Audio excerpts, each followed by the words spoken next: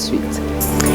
Démarrage ce samedi de la première étape du processus électoral. Dans quelques heures, le Conseil constitutionnel va abriter le dépôt des candidatures à l'élection présidentielle du 25 février prochain. Les candidats ont jusqu'au mardi 26 décembre à minuit pour s'acquitter de cette obligation. Signature d'une autorisation d'exploitation et d'exploration minière impliquant l'ancien ministre des Mines Aly Ngouille Ndiaye brise le silence et rejette formellement les accusations portées à son encontre par Maître Moussa Diop. À travers un communiqué, sa coalition condamne cette sortie jugée fallacieuse. Les détails au cours de cette édition. Le département de Linguère a reçu la visite de la caravane Mottali Yéné. Khalifa Sall s'est rendu au niveau des différents foyers religieux de la localité.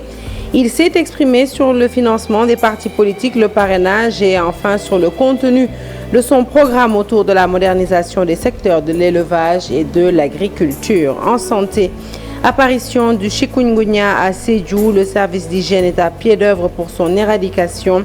Des opérations de saupoudrage ont été lancées pour éliminer les gîtes larvaires. Et puis, Gorgui Sy Dieng annonce sa retraite officielle du basketball professionnel. Le pivot sénégalais demeure toutefois au sein des Spurs où il va désormais se charger des opérations. Voilà pour les titres. Le développement, c'est tout de suite.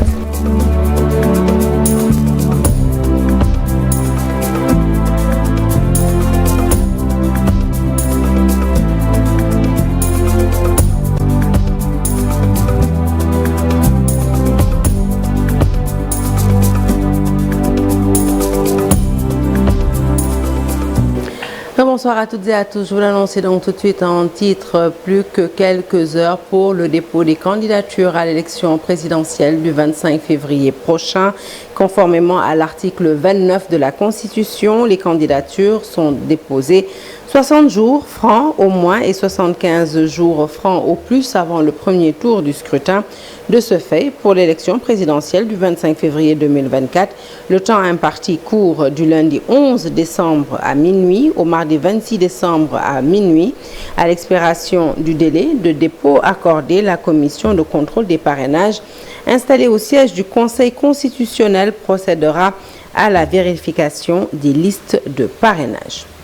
Signature d'une exploration suivie d'une exploitation minière selon donc Maître Moussa Diop sur ordre du président de la République Macky Sall afin que la société Stornoway Diamond Corporation puisse commencer des travaux début 2017. L'avocat, par ailleurs, candidat déclaré à la présidentielle de 2024 face à la presse, ce samedi a révélé des zones d'ombre sur cette affaire, a clarifié, interpellant différents acteurs concernés, et notamment l'ancien ministre plutôt des Mines, Aly Ngouille Ndiaye, qui n'a pas perdu de temps pour donc répondre à travers un communiqué.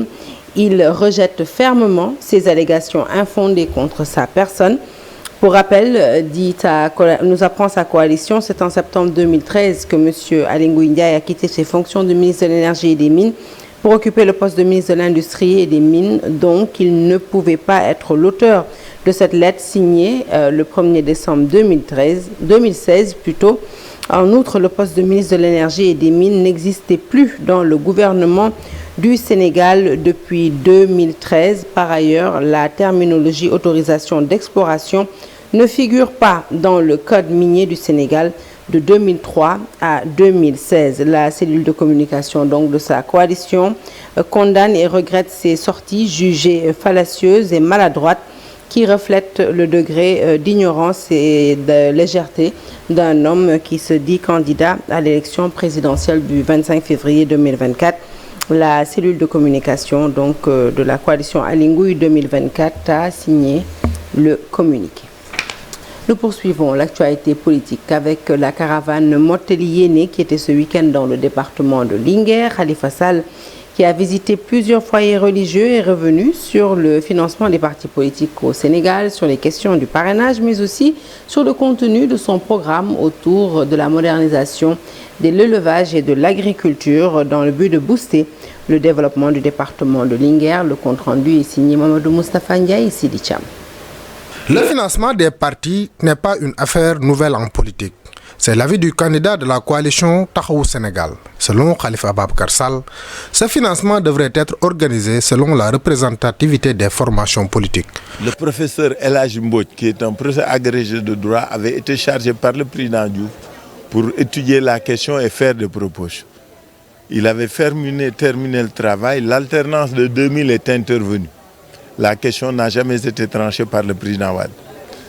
Les assises de 2007-2008 ont réfléchi aussi sur la question et ont formulé des propositions. Jusqu'à présent, ce n'est pas réglé. À qui la faute? À l'État, aux partis politiques, on se renvoie tous la balle, c'est ça la vérité. Par contre, le principe du financement est une nécessité. Parce que les partis d'opposition n'ont pas la capacité des tenants du pouvoir de régler leurs problèmes. Taxawu Sénégal a opté pour les 3 types de parrainage afin d'aller à l'élection présidentielle de 2024. Je suis en train de faire la concertation parce que vous savez, Taxawu est une plateforme avec des partis politiques, des mouvements nationaux et des identités remarquables. Comme nous l'avions fait pour le dialogue, nous avions fait une consultation, une concertation, une décision a été prise. C'est ce que nous allons faire encore pour le parrainage. En tournée dans le Djolof, Khalifa Sall a promis une fois élu de moderniser les secteurs de l'agriculture et de l'élevage, 2 poumons essentiels pour développer le département de Linguère. Il faudra faire en sorte que le bétail soit de qualité et de bonne race, mais surtout combiner l'agriculture et l'élevage et faire en sorte que le Djolof arrête de vendre son bétail sur pied à Dakar. Il faut développer une vraie industrie de la viande et du bétail dans le Djolof. La coalition Alioune Sarr 2024 constate un échec du régime en place sur certaines questions liées pour la plupart à la jeunesse et à l'emploi, même si elle reconnaît qu'il y a eu des progrès significatifs notés depuis 2012. Ses membres qui ont fait face à la presse lors de la mise en place de la CAP 2024 estiment qu'il est temps de trouver une alternative pour se vouer au règlement définitif des préoccupations des populations. Nous écoutons tout de suite Babacar Gueye. Il est le coordonnateur de la coalition et s'exprime au micro d'Al-Hassan Ba. Nul n'ignore aujourd'hui que notre jeunesse est en train de prendre les pirogues. Que notre jeunesse est en train de choisir la voie du Nicaragua. Nul n'ignore qu'aujourd'hui, qu'il y a énormément de défis qui doivent être relevés pour remettre notre pays sur les rails, les véritables de l'émergence. C'est pour cela que la coalition CAP 24 a été mise sur pied. Pour aller de façon très pressante dans le sens de résorber les déficits, pour aller dans le sens de résoudre les difficultés. Nous invitons tous nos compatriotes, nos concitoyens, ceux qui nous ont parrainés, à exercer la plénitude de leurs droits constitutionnels. Dans chaque étape du processus électoral, pour consolider notre démocratie, nous actuellement, nous en sommes à l'étape des mandataires et des représentants des bureaux de vote.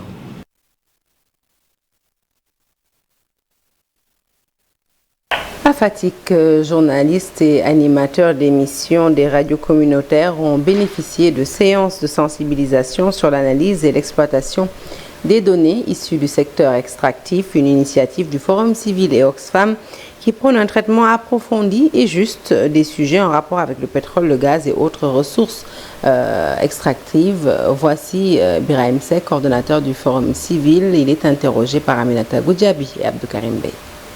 Il y a quand même des journalistes qui ont une très bonne capacité d'analyse des données tirées du secteur extractif. Par contre, il y a certains journalistes qui n'ont pas une bonne maîtrise des données qui sont souvent sécrétées dans le secteur extractif. Au niveau du Forum civil, notre rôle, de leur donner les outils pour qu'ils puissent défendre les communautés. Parce que la finalité, pour permettre aux journalistes de s'armer de connaissances, la finalité, c'est de défendre les intérêts des communautés. En Fatick, les journalistes doivent impérativement relever les défis, surtout en matière de connaissances sur tout ce qui tourne autour de l'exploitation du pétrole. Donc notre rôle fondamentalement, c'est de renforcer la capacité des journalistes, mais de leur demander surtout d'être patients, mais également d'être très déterminés à pouvoir emmagasiner des connaissances, les traiter, les analyser et les diffuser aux populations de façon objective et responsable. Déjà, ça permettrait aux journalistes d'être en contact direct avec ces communautés-là pour traiter l'information sociétale, l'information environnementale d'une autre manière.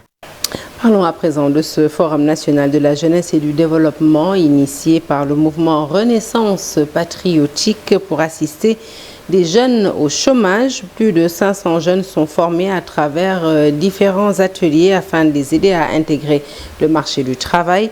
Le constat, selon les organisateurs, est que de nombreux jeunes ne trouvent pas de travail car n'ayant pas les prérequis nécessaires, ils sollicitent l'accompagnement de l'État. Compte rendu signé Fatmata Touré et Modou Diop. Comment aider les jeunes à se positionner dans le marché du travail? C'est tout le sens de ce Forum national de la jeunesse et du développement organisé par le mouvement Renaissance patriotique.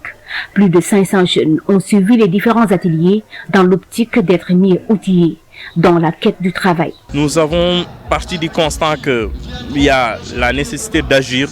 Chaque personne a un rôle majeur à jouer pour le développement de notre pays. Nous sommes là pour contribuer à notre manière, à travers des journées de sensibilisation, à travers des actions concrètes que nous avons aussi réalisées dans le passé, dans l'éducation, dans la santé et dans le social. Nous sommes dans cette lancée. Par exemple, aujourd'hui, partons du constat qu'il y a le taux de chômage est très important dans le pays. Par moment, les jeunes ont tendance à considérer que c'est l'État qui emploie, alors que non. L'État est facilitateur. L'État doit certes faciliter les conditions de création d'emplois pour que les entreprises s'installent. Mais également, nous, les citoyens, nous avons un rôle à jouer. Le rôle, c'est quoi? C'est de sensibiliser, c'est d'orienter, c'est de conseiller, c'est d'appuyer, c'est d'amener ces initiatives, c'est mobiliser toutes ces bonnes énergies autour de l'essentiel. Cette initiative, une mission d'intérêt national, selon le président du mouvement. C'est d'ailleurs dans cette perspective qu'il lance un appel solennel à l'État du Sénégal. D'ailleurs, on en profite de cette tribune pour lancer un appel à l'État, aux organisations, à toutes les bonnes volontés de venir s'associer à cette belle initiative qui concerne tout le monde, dont le dénominateur commun reste le développement durable. Une démarche bien appréciée par les participants. Je suis vraiment ravie de participer à cet événement et j'encourage également les jeunes de mon âge ou bien de ma promotion, peu importe comment vous soyez, venez participer à ce genre de forum, ce genre de formation pour apprendre plus. Et je remercie également les organisateurs de cet événement et j'appelle également l'État ou tous ceux qui peuvent soutenir à soutenir ce genre d'événement ici au Sénégal pour le développement de la jeunesse. Une journée durant, des jeunes venus de partout ont assisté à des séances de coaching qui vont leur permettre d'embrasser le marché du travail en ayant le background qu'il faut. La concurrence et l'adversité n'ont pas de place dans le mouvement syndical. C'est la conviction du secrétaire général de la CNTS/FC, Cheikh Diop, et d'avis que toutes les organisations syndicales doivent se donner la main pour sauver la situation des travailleurs menacés par la révolution virtuelle. Il a tenu ses propos ce dimanche lors de son face-à-face avec la presse en prélude aux élections de représentativité prévues ce 12 décembre. Nous écoutons le secrétaire général de la CNTS/FC, par ailleurs secrétaire général également de la coordination nationale des travailleurs du Sénégal. Il s'exprime avec Al-Hassan et Amadouba. Parce que le mouvement syndical, beaucoup de le dialogue social, c'est un peu négocier. Nul n'ignore aujourd'hui. Parce que le sens du mouvement syndical, c'est des revendications de conquête. Et la CNTS/FC a procédé à cette analyse pour mettre en évidence les fléaux et s'attaquer à ces fléaux. On est allé voir les syndicats de l'élite, discuter, leur expliquer l'importance qu'il y a d'être ensemble avec le mouvement ouvrier. Nous disons ici que la compréhension que nous avons de notre mission, l'adversité et la concurrence n'a pas sa place. La preuve, et ce sont les travailleurs qui nous l'ont témoigné, la compréhension de notre mission va au-delà de la défense des intérêts matériels et moraux des travailleurs. La compréhension que nous avons de notre mission intègre les préoccupations des populations. Donc, tout travailleur, qui qu'il soit, quelle que soit son appartenance, s'il est dans le désarroi, nous avons l'obligation d'être à ses côtés. Nous ne fonctionnons pas sur la base de concurrence ou d'adversité ou de rivalité. Nous pensons que toutes les organisations syndicales doivent se donner la main dans la main pour sauver justement la situation du travail menacée par la 4e révolution industrielle qui est la révolution virtuelle. Dans ce contexte, véritablement, nous devons mettre l'adversité et les concurrences de côté. Avec l'apparition du chikungunya à Sédhiou, le service d'hygiène est à pied d'œuvre pour son éradication. Les opérations de saupoudrage ont été lancées pour éliminer les gîtes larvaires. Le point est fait par Bakary Konté et Khalid. Des cas de chikungunya ont été détectés dans la région de Sédhiou. Le service régional de l'hygiène a mené des activités de saupoudrage dans le Pakao. Voilà, donc aujourd'hui nous avons en tout cas entrepris une activité de saupoudrage dans le cadre de la prévention et du contrôle de l'infection. C'est une activité en tout cas qui permet de limiter la prolifération des vecteurs. Si on parle de vecteurs, c'est en fait les moustiques, mais aussi les insectes qui sont nuisibles. Donc je pense que vous êtes au courant du chikungunya qui est en tout cas présent dans la région de Sédhiou. La direction régionale de la santé a instruit tous les 3 districts à mener des actions de prévention. C'est une maladie transmise par une moustique qu'on appelle Aedes. Et c'est cette même moustique qui transmet également la fièvre jaune. Donc vous voyez donc que nous sommes dans une situation de riposte aujourd'hui pour pouvoir en tout cas faire face à cette situation-là. Depuis qu'on a notifié le cas, la DRS, Direction régionale de la santé de Sédhiou, et les autres districts sont en train de travailler en tout cas pour faire face à cette maladie. Ça va nécessiter des actions de prévention en majorité parce que ce qu'on veut, c'est limiter le vecteur, en tout cas, ou neutraliser le vecteur transmetteur. Depuis le mois d'août dernier, le service régional de l'hygiène a réalisé plusieurs activités de saupoudrage dans la région. La municipalité de Sédhiou, qui a mis à la disposition de ses agents les produits, promet d'appuyer toujours le service d'hygiène. Dans le domaine de la santé, pour parler cette fois-ci des pathologies liées à l'ORL qui sont devenues un motif de consultation important au sein des hôpitaux sénégalais. C'est une conclusion de la Société sénégalaise d'ORL qui fait cas de résurgence fréquente de pathologies naissantes dont la prise en charge peut poser problème. C'est justement pour faire face à cette donne complexe que la Société sénégalaise d'ORL a réuni au Cap Skirring de grands spécialistes dans le domaine pour partager les pratiques dans la prise en charge de ces pathologies naissantes. Le reportage est de Lamine Ba et Lamine Mandja. La moitié des motifs de consultation en pédiatrie dans nos hôpitaux relèvent de pathologies liées à l'ORL. Ces statistiques renseignent sur l'importante proportion prise par les maladies relevant de l'ORL au Sénégal. Les pathologies ORL sont un motif fréquent de consultation, que ce soit en ORL ou bien en pédiatrie. Parce que si on parle de la pédiatrie, plus de la moitié des consultations de pédiatrie, c'est de l'ORL qu'on appelle de l'ORL pédiatrique. Nous avons des pathologies qui sont très diverses. Nous avons surtout les pathologies tumorales, nous avons les pathologies infectieuses, les pathologies inflammatoires et quelques pathologies malformatives que nous prenons en charge dans nos structures. Il y a parmi ces pathologies des pathologies qui sont orphelines. Ici, nous avons parlé de la surdité, la prise en charge de la surdité, qui est une pathologie qui est orpheline. Nous avons beaucoup de cas de sourds, nés sourds. Il y a des sourds de manière acquise, donc pendant la vie, et qui ne sont pas pris en charge de manière correcte, parce qu'ils n'ont pas les moyens de la prise en charge. C'est une prise en charge qui est très onéreuse. Il y a urgence donc à adapter les pratiques médicales à l'évolution permanente de la typologie des pathologies. C'est la raison d'être du congrès de la Société sénégalaise d'ORL qui regroupe en ce moment de grands spécialistes dans le domaine.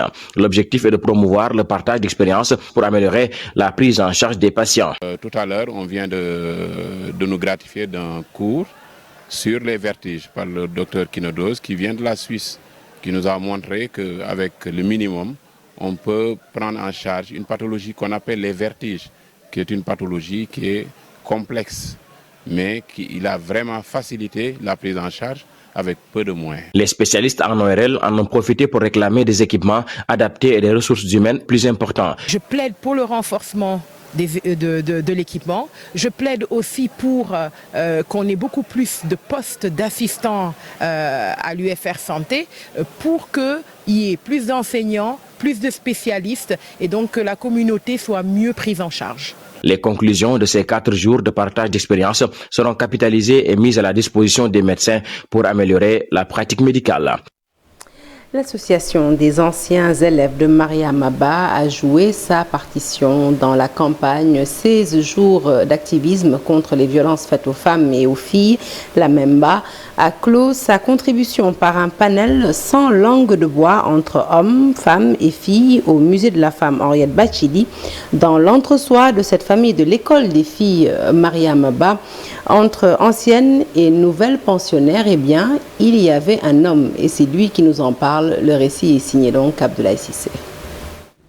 Elle, c'est Khadi Ndiaye Kama, entourée de toutes ses filles, pensionnaires comme elle avant du lycée d'excellence Mariama Ba.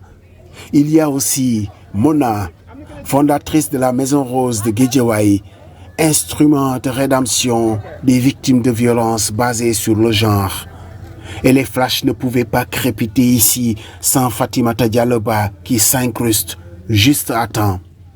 Elle qui, par la force de sa plume et de son engagement, fait se dresser fièrement toutes ces filles en âge de s'affirmer.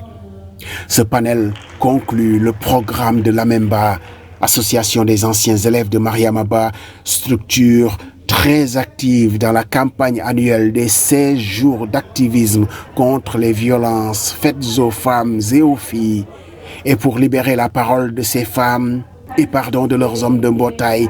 Rien de tel qu'un thème sujet à caution. Ces jeunes filles ne peuvent être que victimes.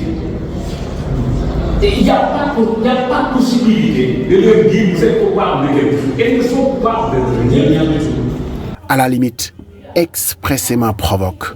Nous l'avons fait à dessein parce que l'idée c'était vraiment d'avoir une réflexion par rapport à toutes ces violences-là et de savoir qu'est-ce qui sous-tend ces violences-là. Et ce qui m'a surtout, on va dire surprise et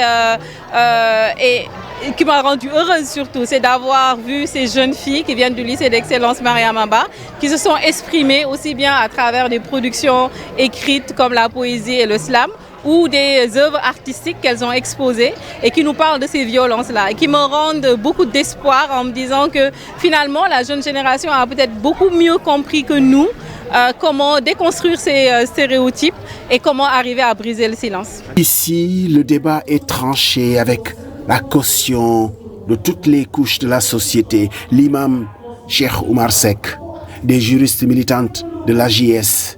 Et si ça ne suffit pas, il y aura toujours les activistes pour porter le plaidoyer.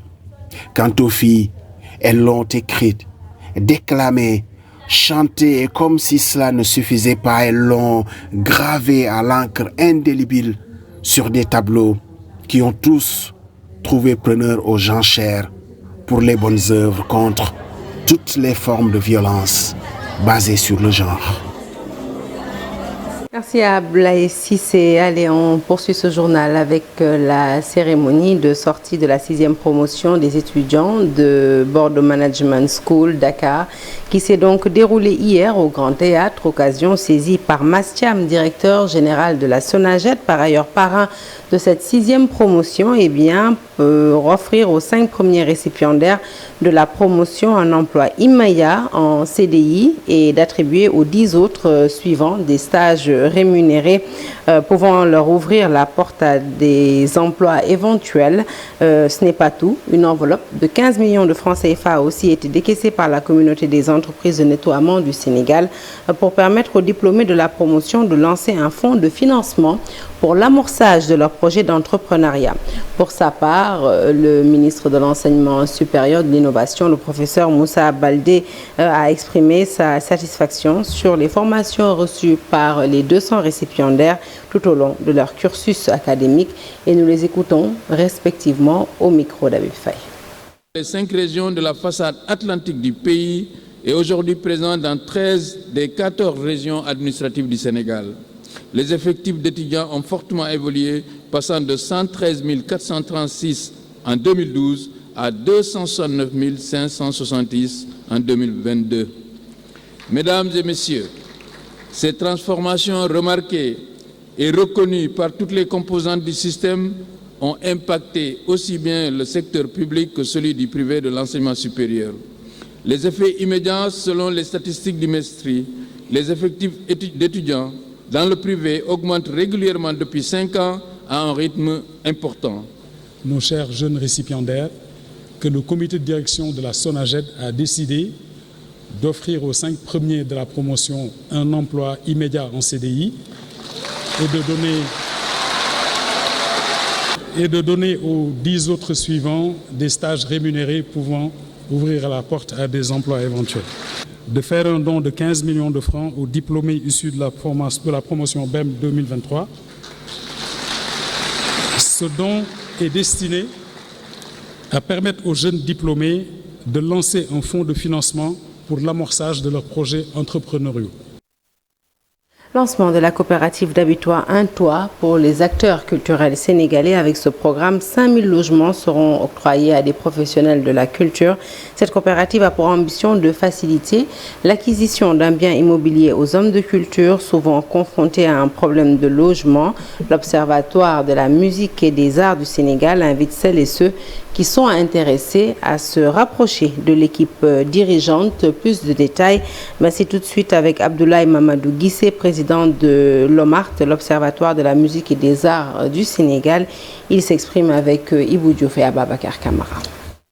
On a dédicacé cette cité au président Macky Sall sous l'impulsion généreuse du président du Conseil économique, social, environnemental, Abdoulaye Daouda Diallo, qui nous a aidés, qui a tout fait pour qu'on ait ce site, qui a tout fait pour qu'on arrive à donner à chaque artiste un toit. Mais aussi, il faut préciser parmi ces avantages, en dehors de la gratuité de l'eau et de l'électricité, parce que pour l'électricité, il y aura les panneaux solaires dans cette cité.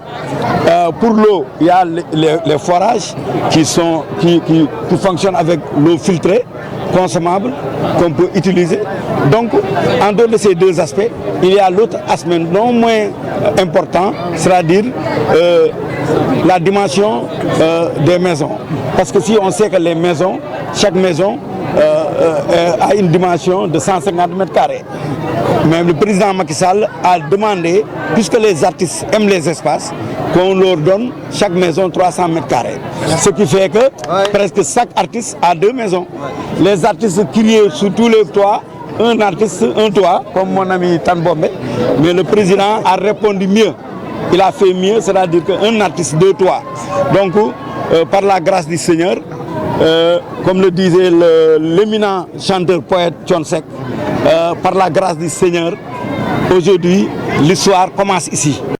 15e édition du festival Les Blues du Fleuve. La tradition sénégalaise a été revisitée. Baba Mal salue le brassage entre les cultures. Le conseil municipal, pour honorer le chanteur de dimension internationale, a baptisé un boulevard à son nom. Ousseynou Diop et Abib Sek signent le reportage. Podor accueille la 15e édition du Festival des Blues du Fleuve, une édition placée sous le thème entrepreneuriat féminin. Dans la ville de Podor, les chants traditionnels des différentes cultures marquent le début des festivités.